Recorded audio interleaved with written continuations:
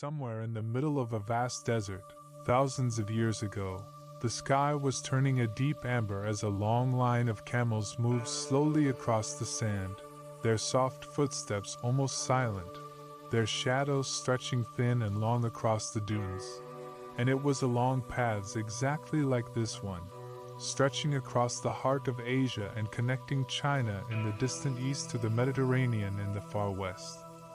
that one of the most remarkable exchanges in human history quietly unfolded over many centuries, an exchange we now remember as the Silk Road. The name itself, though lovely and evocative, only tells part of the story, since this was never truly a single road at all, but rather a vast, shifting web of trails and trading paths, some crossing scorching deserts, others winding through high mountain passes buried in snow for much of the year, and still others following gentler river valleys where water and shade offered welcome relief to travelers who had journeyed for weeks or even months to reach the next resting point along their long route. These paths connected some of the greatest civilizations the world has ever known, linking the ancient courts of China with the Persian empires further west, the great cities of Central Asia with the bustling ports of the Mediterranean, and eventually reaching as far as Rome itself.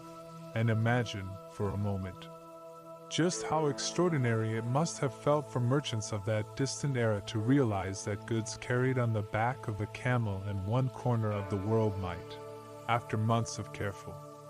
travel, find their way into the hands of someone living an entire ocean away, someone who spoke a different language, worshipped different gods, and had never once imagined the distant land from which those goods had originally come.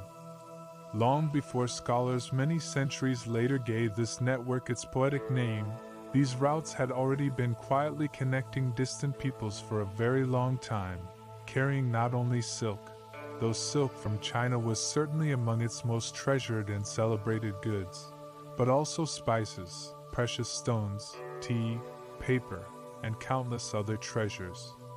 each one wrapped carefully and loaded onto the backs of patient camels who carried these fragile cargoes across some of the most demanding landscapes found anywhere on our planet. Yet, as we will slowly discover throughout this long journey together, the true treasure carried along these ancient routes was never simply the silk or the spices themselves, however beautiful and valuable they certainly were, but something even more precious and lasting, the quiet exchange of ideas, stories, beliefs, and knowledge that traveled alongside every caravan, carried gently from one culture to another across thousands of miles and countless generations, slowly weaving together a shared human history that connects us, even tonight, to those ancient travelers who first dared to cross the vast deserts and towering mountains standing between one civilization and another. Nearly 2,000 years ago, at the ancient court of the Han Dynasty in China, an emperor hoping to form alliances with distant peoples living far to the west sent a diplomat named Zhang Qian on a long and difficult journey across unfamiliar lands, hoping he might find allies against a troublesome rival tribe known to the Chinese as the Xiongnu. Though what Zhang Qian eventually discovered turned out to matter far more than any single military alliance ever could have. His journey took many years, and along the way he was captured and held for a considerable time by the very people he had originally hoped to negotiate against, yet he eventually managed to continue onward, traveling through unfamiliar kingdoms and encountering peoples whose customs, languages, and goods were entirely unlike anything he had known back home. And when he finally returned to the Han court many years later, he brought with him detailed accounts of distant lands, remarkable goods, and perhaps most importantly, a growing awareness that entire civilizations existed far beyond China's own borders, civilizations that might be reached through careful, patient overland travel. This growing awareness slowly encouraged Chinese merchants and officials to begin sending goods westward along the routes Zhang Qian had helped map, and gradually, Over the following decades and centuries, these individual journeys began weaving together into a more established network of trade, as merchants from Central Asia, Persia, and eventually the Mediterranean world began traveling eastward in turn, meeting Chinese traders somewhere along the way and exchanging goods, information, and gentle curiosity about one another's distant homelands. Worth remembering here is that no single merchant of this early era ever traveled the entire distance from China all the way to Rome or the Mediterranean coast in one continuous journey, since the true genius of this network lay instead in its relay-like structure, with goods passing gradually from one group of traders to another along the route, each merchant traveling only a portion of the total distance before exchanging their goods with the next group waiting at the following oasis town or mountain pass, so that a bolt of silk originally woven somewhere in China might pass through the hands of a dozen different traders,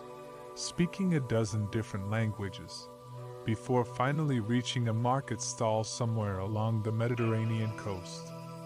This relay system, built slowly and patiently over many generations, allowed goods, ideas, and stories to travel far greater distances than any single traveler could ever have managed alone,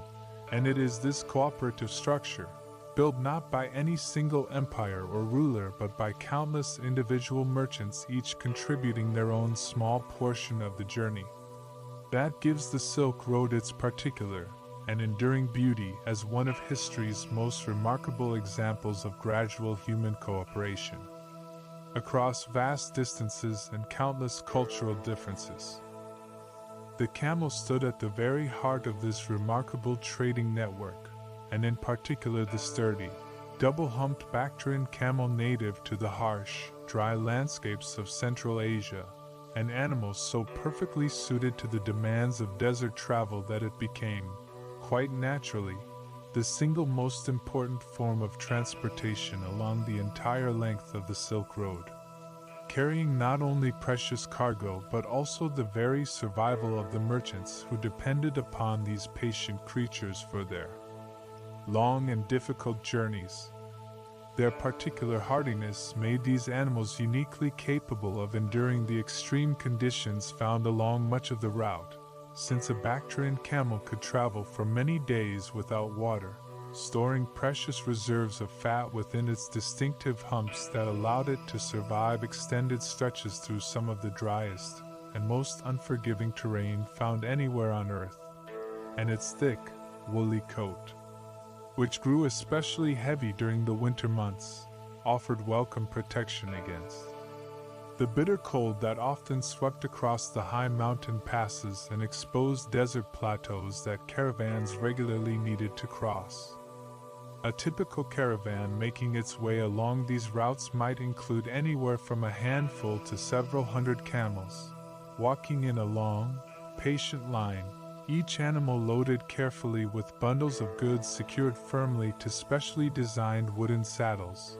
and leading these processions required considerable skill and experience, since the merchants and camel drivers responsible for guiding them needed deep, careful knowledge of the particular route ahead, including the exact location of the next reliable water source, the safest mountain pass to cross before the arrival of dangerous winter storms, and the many small signs in the landscape that experienced desert travelers learn to read almost instinctively after years of careful practice. Rising early each morning to load their animals before the worst heat of the day arrived, merchants and camel drivers settled into their own quiet, steady rhythm, walking steadily alongside their camels for many long hours, and finally making camp each evening at whatever suitable resting spot the day's careful planning had brought them to, where fires would be lit, simple meals prepared, and stories exchanged among travelers who often came from remarkably different backgrounds yet found themselves, for the duration of their shared journey, bound together by the same long road and the same plodding rhythm of their camels' steady footsteps. Sitting quietly around one of these evening campfires somewhere along the vast stretches of desert or mountain that made up the Silk Road, it becomes easy to imagine the particular kind of camaraderie that must have grown between travelers of such different origins, sharing food, sharing stories, and slowly picking up fragments of one another's languages during the long weeks and months spent traveling together. A patient exchange of culture and friendship that mattered every bit as much to the history of this network as the valuable goods carried so carefully in the bundles strapped to each camel's back. The camel stood at the very heart of this remarkable trading network, and in particular the sturdy, double-humped Bactrian camel native to the harsh, dry landscapes of Central Asia, an animal so perfectly suited to the demands of desert travel that it became, quite naturally, the single most important form of transportation along the entire length of the Silk Road, carrying not only precious cargo but also the very survival of the merchants who depended upon these patient creatures for their long and difficult journeys. Their particular hardiness made these animals uniquely capable of enduring the extreme conditions found along much of the route, since a Bactrian camel could travel for many days without water, storing precious reserves of fat within its distinctive humps that allowed it to survive extended stretches through some of the driest and most unforgiving terrain found anywhere on Earth, and its thick, woolly coat, which grew especially heavy during the winter months, offered welcome protection against the bitter cold that often swept across the high mountain passes and exposed desert plateaus that caravans regularly needed to cross. A typical caravan making its way along these routes might include anywhere from a handful to several hundred camels, walking in a long, patient line, each animal loaded carefully with bundles of goods secured firmly to specially designed wooden saddles, and leading these processions required considerable skill and experience, since the merchants and camel drivers responsible for guiding them needed deep, careful knowledge of the particular route ahead, including the exact location of the next reliable water source, the safest mountain pass to cross before the arrival of dangerous winter storms, and the many small signs in the landscape that experienced desert travelers learn to read almost instinctively after years of careful practice. Rising early each morning to load their animals before the worst heat of the day arrived, merchants and camel drivers settled into their own quiet, steady rhythm, walking steadily alongside their camels for many long hours, and finally making camp each evening at whatever suitable resting spot the day's careful planning had brought them to, where fires would be lit, simple meals prepared, and stories exchanged among travelers who often came from remarkably different backgrounds yet found themselves, for the duration of their shared journey, bound together by the same long road and the same plodding rhythm of their camels' steady footsteps. Sitting quietly around one of these evening campfires somewhere along the vast stretches of desert or mountain that made up the Silk Road, it becomes easy to imagine the particular kind of camaraderie that must have grown between travelers of such different origins, sharing food, sharing stories, and slowly picking up fragments of one another's languages during the long weeks and months spent traveling together. A patient exchange of culture and friendship that mattered every bit as much to the history of this network as the valuable goods carried so carefully in the bundles strapped to each camel's back. Scattered along the long, demanding routes of the Silk Road were the oasis towns and great trading cities that served as vital resting points and vibrant centers of exchange for the merchants making their way across Asia. And among the most famous and beloved of these remarkable cities was Samarkand, a city whose very name still carries, even today, a soft echo of distant caravans and ancient marketplaces filled with treasures gathered from every corner of the known world. Over many centuries, this city grew into one of the most magnificent found anywhere along the entire trading network. Its markets filled with silk from China, spices from India, gemstones from Persia, and countless other treasures gathered from across the vast web of routes. And its position at a crucial crossroads of several major trade paths allowed it to flourish into a genuine center of culture and learning, attracting scholars, artists, and craftsmen from many different lands, each one drawn by the wealth, opportunity, and vibrant exchange of ideas that the city's bustling trade naturally encouraged. Not far away stood another equally celebrated trading city, Bokhara,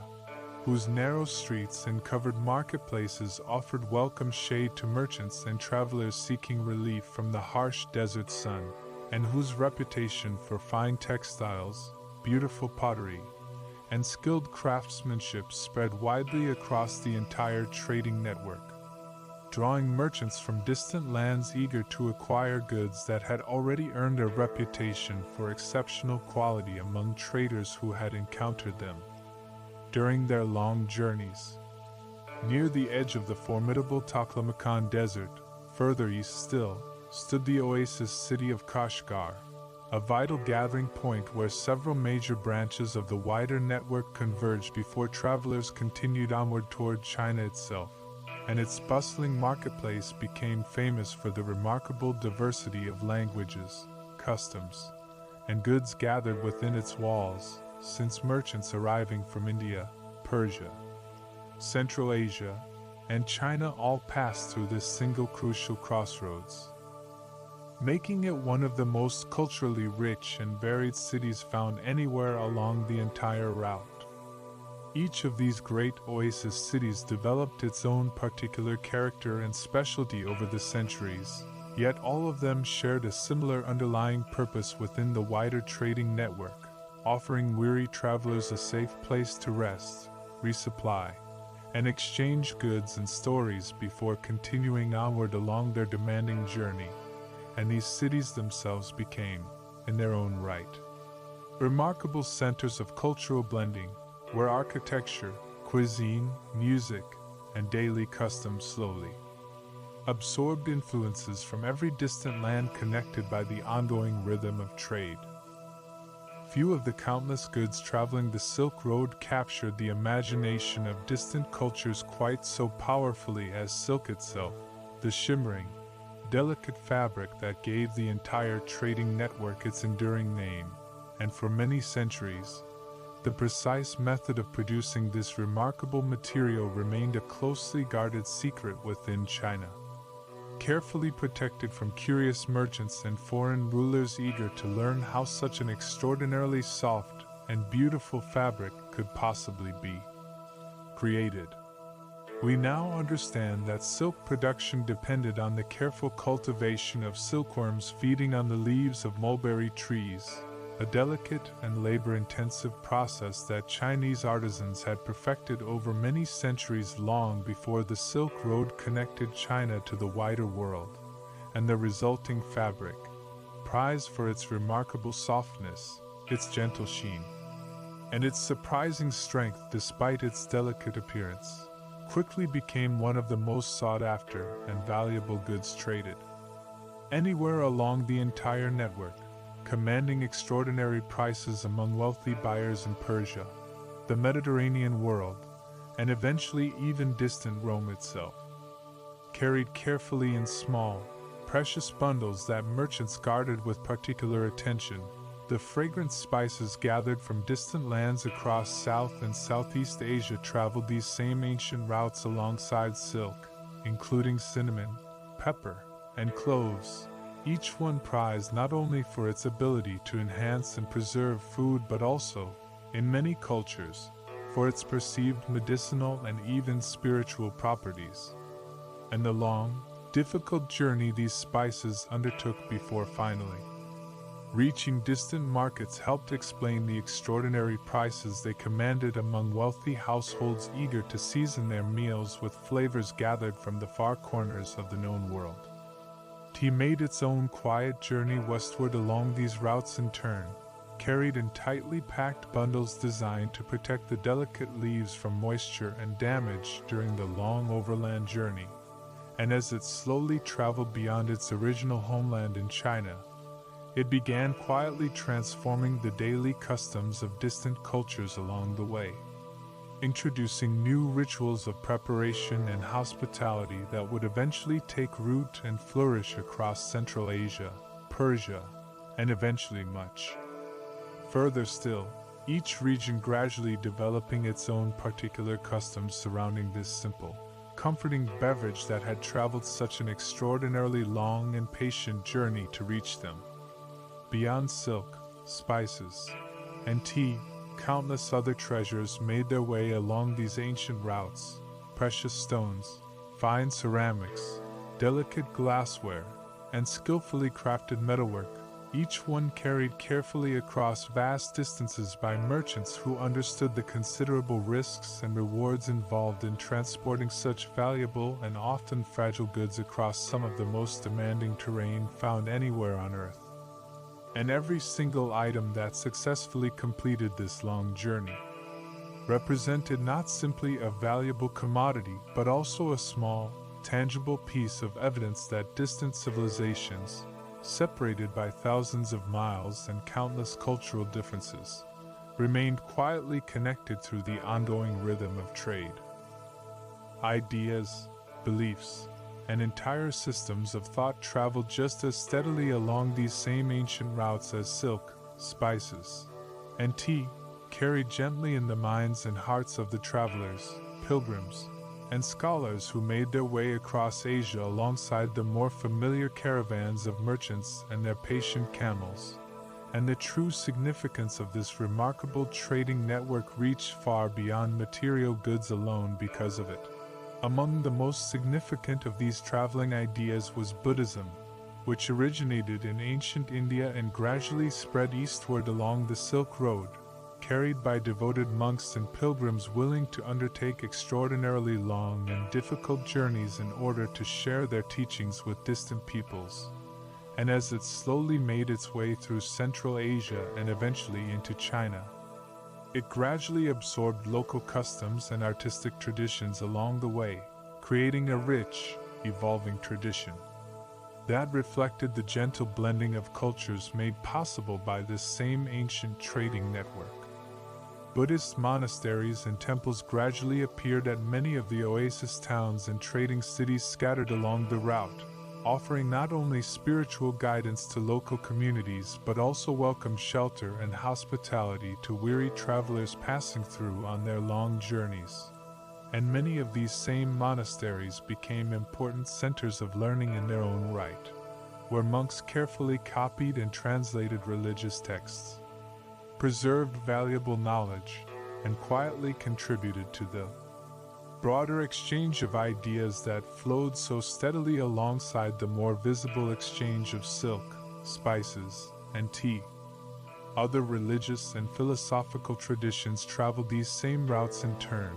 including various forms of Christianity that gradually made their way eastward from the Mediterranean world,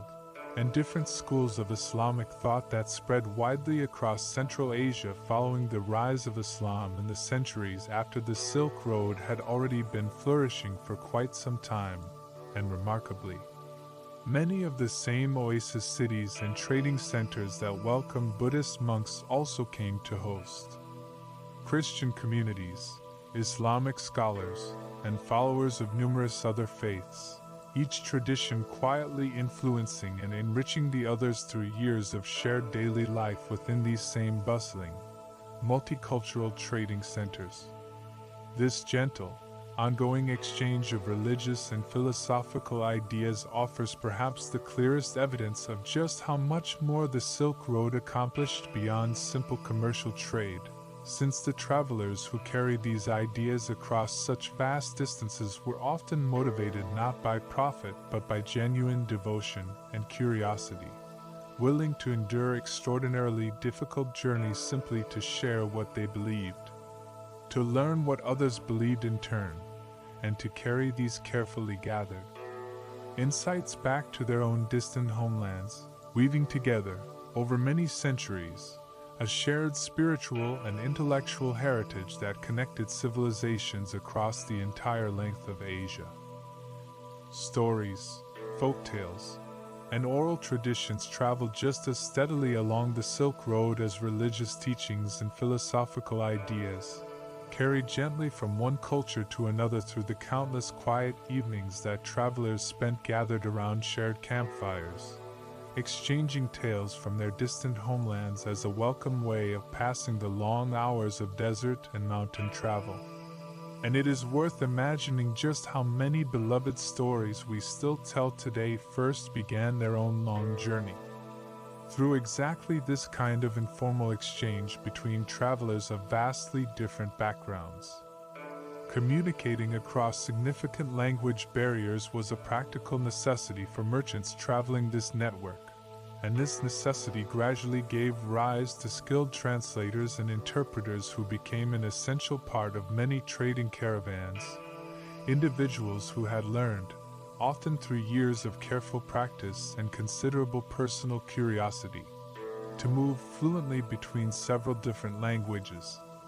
And these same skilled translators frequently found themselves not only negotiating prices and settling trade disputes but also quietly carrying stories, poems, and folk traditions from one language into another, gently reshaping these tales along the way to suit the particular customs and preferences of each new audience they encountered. Certain characters, plot elements, and storytelling structures gradually spread across vast distances through exactly this kind of patient cultural exchange, appearing again and again in slightly different forms across Persian, Central Asian, Indian, and Chinese storytelling traditions.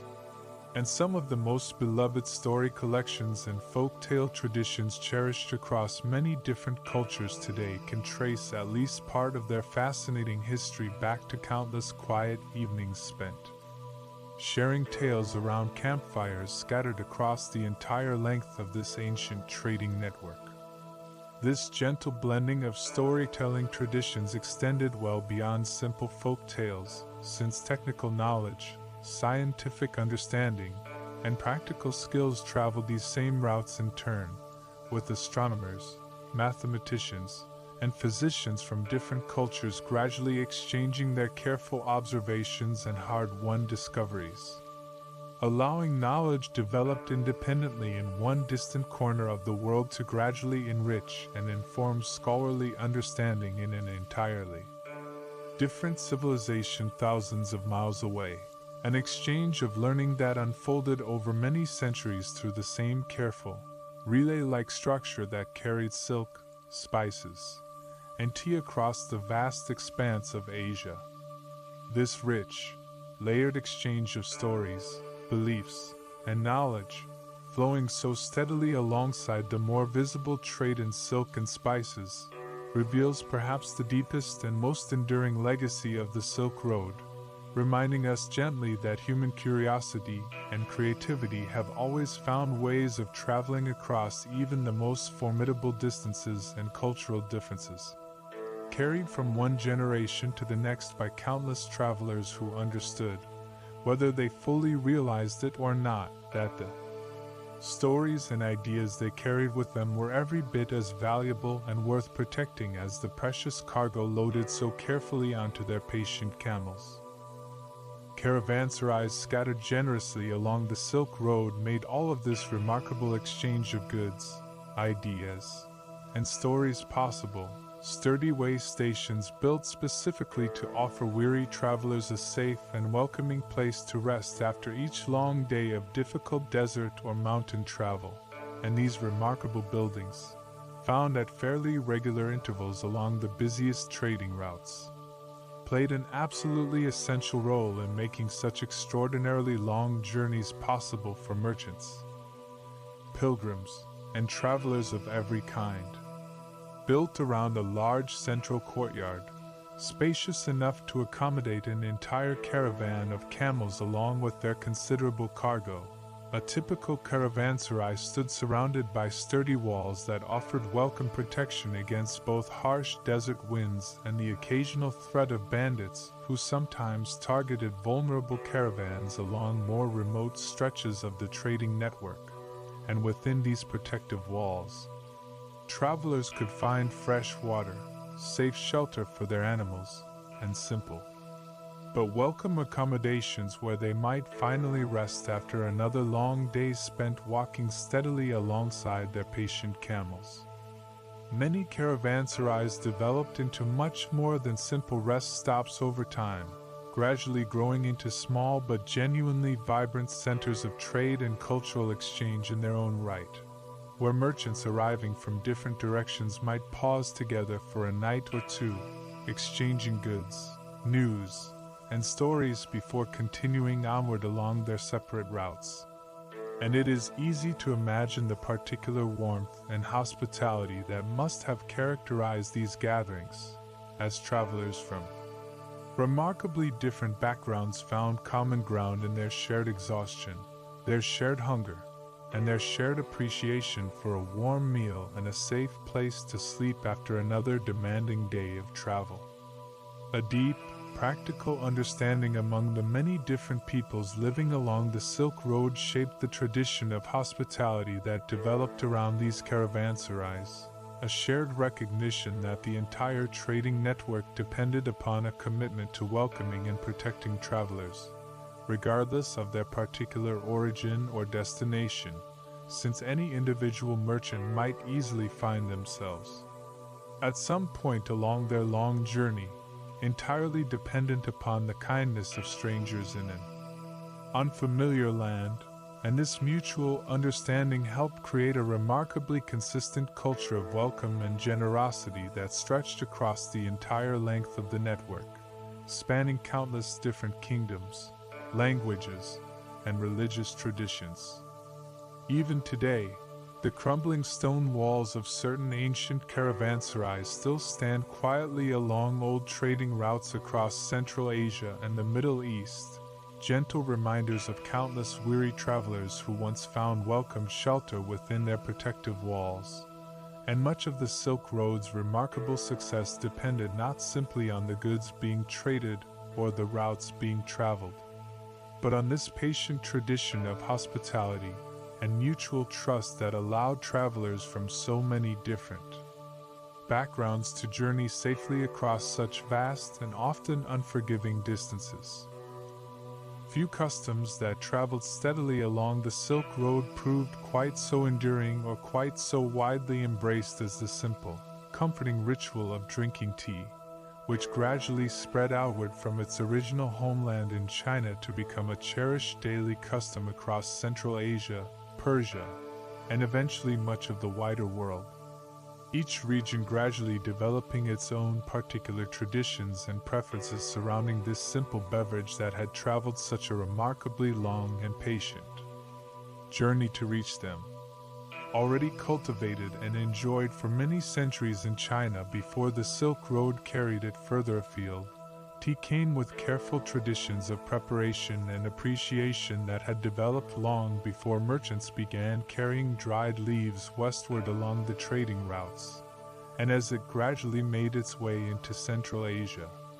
local communities began adapting these Chinese traditions to suit their own particular tastes and available ingredients, often adding local spices, milk, or other flavorings that gradually transformed tea into something distinctly their own while still honoring its distant Chinese origins. Persian and Central Asian communities eventually developed their own particular customs of hospitality built specifically around the sharing of tea, with the careful, unhurried preparation and serving of it becoming an essential part of welcoming guests and conducting important conversations, whether among merchants negotiating trade agreements or families simply gathering together at the end of a long day. And these gentle customs of hospitality, themselves a direct legacy of the Silk Road's patient cultural exchange, continued to shape daily life across much of Central Asia and the wider Middle East even today. The particular ritual of preparing and serving tea also traveled steadily westward toward the Mediterranean world and eventually into Europe itself, though this final leg of tea's remarkable journey took considerably longer to unfold, arriving in significant quantities only many centuries after the earliest Silk Road caravans had already been carrying tea leaves across Central Asia. And this particular cultural exchange proved remarkably gradual, with tea slowly working its way across an entire continent over the course of many centuries before finally becoming the beloved, everyday beverage recognized today in households scattered across the entire world. Requiring no grand military conquest or dramatic historical event to spread across such vast distances, this gentle, gradual spread of tea culture offers a particularly lovely example of exactly the kind of quiet, patient exchange that defined the Silk Road at its very best, traveling instead through countless small, ordinary moments of shared hospitality between merchants, travelers, and local communities, each one contributing their own small part to a slow, steady cultural exchange that continues, even today, to bring comfort and connection to households scattered across nearly every corner of our modern world. Practical inventions and technical innovations traveled these ancient routes just as steadily as silk, spices, tea, and the many religious traditions already described, and few of these traveling innovations proved quite so significant, in the end, as the humble but remarkably transformative invention of paper, which first developed in China many centuries before gradually making its own long journey westward along the trading routes of the Silk Road. Carefully developed and refined within China for many centuries, paper production offered a far more practical and affordable writing material than the various alternatives used in other parts of the ancient world. And as knowledge of papermaking techniques gradually spread westward along the Silk Road, carried by traveling merchants, scholars, and eventually by prisoners captured during certain military conflicts along the trading routes, this remarkable technology slowly began transforming record-keeping, scholarship, and communication across an ever-widening portion of the ancient world. Central Asian cities along the route became important early centers of papermaking outside China itself, gradually refining and adapting the original Chinese techniques to suit locally available materials. And from these centers, knowledge of papermaking continued its patient journey further westward, eventually reaching the Islamic world, where scholars and craftsmen further refined the technique before it eventually made its way into Europe many centuries later, fundamentally transforming European scholarship, record-keeping, and eventually contributing to the wider spread of literacy and learning across the continent. Advances in astronomy, mathematics, and medicine traveled these same routes alongside papermaking, with scholars in different civilizations gradually building upon discoveries first made by their counterparts thousands of miles away, creating a slow accumulation of shared human knowledge that unfolded gradually over many centuries through exactly the same careful, relay-like exchange that carried silk and spices across the vast expanse of Asia. This remarkable exchange of practical knowledge and technical innovation reminds us yet again of just how much the Silk Road accomplished beyond simple commercial trade, since the travelers who carried these ideas across such vast distances helped weave together an interconnected web of human knowledge and innovation that continues, in countless subtle ways, to shape our modern world today. A quiet legacy built not through any single dramatic breakthrough but through centuries of gradual exchange between civilizations separated by vast deserts, towering mountains, and yet somehow, through the patient efforts of countless travelers, never truly disconnected from one another at all. The wider world beyond the Silk Road gradually began to change, as the centuries slowly passed and the steady flow of goods, ideas, and stories continued carrying across the heart of Asia in ways that would eventually reshape the entire pattern of global trade, as sailors and navigators, particularly from various European kingdoms, began developing new maritime technologies that allowed ships to travel much greater distances across open ocean than had previously been possible. These gradual advances in shipbuilding and navigation eventually allowed merchants to reach many of the same distant markets that had traditionally been accessed only through the long, difficult overland journey. And as maritime trade routes slowly developed connecting Europe directly to India, Southeast Asia, and eventually China itself by sea, merchants increasingly began favoring these ocean routes, which, despite their own considerable dangers and challenges, generally allowed for the transportation of much larger quantities of goods than the limited cargo capacity of a camel caravan could ever have managed. Unfolding over many generations rather than happening suddenly, this gradual shift toward maritime trade did not mean the overland Silk Road simply vanished overnight, since it continued carrying considerable trade and cultural exchange for many centuries even as maritime routes grew increasingly important, yet slowly, the relative importance of the ancient overland routes did begin to decline. As merchants and traders increasingly found it more practical and more profitable to move their goods by sea rather than committing to the long, demanding overland journey across deserts and mountain passes, considerable change came to many of the great oasis cities that had once flourished as vital centers of overland trade, with some managing to adapt successfully to changing circumstances, finding new roles and new sources of prosperity, while others experienced a slower, quieter decline as the steady stream of caravans that had once passed through their gates grew gradually less frequent, and it is worth pausing, with a certain gentle sadness, to consider how many once bustling marketplaces and vibrant trading centers gradually grew quieter over the centuries that followed, their golden age of caravans and camels slowly fading into cherished historical memory. Yet even as maritime trade gradually assumed a larger role in connecting the civilizations of Asia, Europe, and beyond,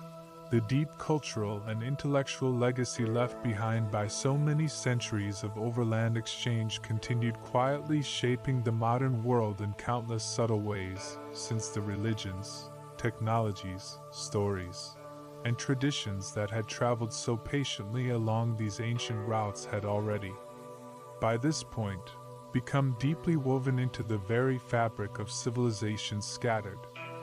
across the entire length of Asia and beyond, an enduring legacy that no shift in trading patterns could ever fully erase. Countless gentle and often unexpected ways continue shaping our modern world today because of the legacy left behind by the Silk Road, from the tea we drink each morning to the stories we tell our children, from the paper we write upon to the quiet threads of religious and philosophical tradition that continue to connect communities across vast distances even now. Many centuries after the last great caravans slowly made their way across the deserts and mountains of Central Asia, archaeologists and historians continue carefully studying the remains of ancient caravanserais, ruined oasis cities, and countless artifacts recovered along the old routes, gradually piecing together an ever more detailed understanding of exactly how this remarkable trading network functioned across so many centuries. And each new discovery offers another small, precious glimpse into the daily lives of the countless merchants, pilgrims, and travelers who once made their patient way across these ancient paths, carrying goods, ideas, and stories from one civilization to another. Growing international interest in this remarkable shared history has led, in recent decades, to renewed efforts to preserve and celebrate the ancient cities and trading routes that once formed the backbone of the Silk Road, with several countries collaborating to protect historic sites, restore ancient caravanserais, and promote greater public understanding of just how deeply interconnected the civilizations of Asia, the Middle East, and Europe truly were, even many centuries before our modern age of instant communication and rapid global travel. Deliberately invoking the memory of this ancient network, contemporary efforts to strengthen trade and cultural connections across this same historic region often recognize that the patient, cooperative spirit that once allowed silk, spices, tea, and countless ideas to travel so successfully across such vast distances offers a lovely and enduring model for how different civilizations might continue learning from and enriching one another today, carried forward now through modern technology and infrastructure rather than the footsteps of camel caravans, yet built upon that same underlying spirit of curiosity, exchange, and mutual respect. And so, even tonight, the quiet legacy of the Silk Road continues gently reminding us of something deeply important about our shared human history, that even the most distant civilizations, separated by vast deserts, towering mountains, and countless cultural differences, have always found patient, creative ways of reaching toward one another, exchanging not only silk and spices but stories, beliefs, and knowledge that have slowly woven together, over many centuries, into the rich, deeply interconnected human civilization we continue to share and build upon together today. That same warm evening somewhere in the vast heart of Asia returns to us now, as this long journey along the ancient Silk Road slowly draws toward its close, the long line of patient camels finally coming to rest after another demanding day of travel, their soft, steady breathing settling gradually into the quiet stillness of the desert night,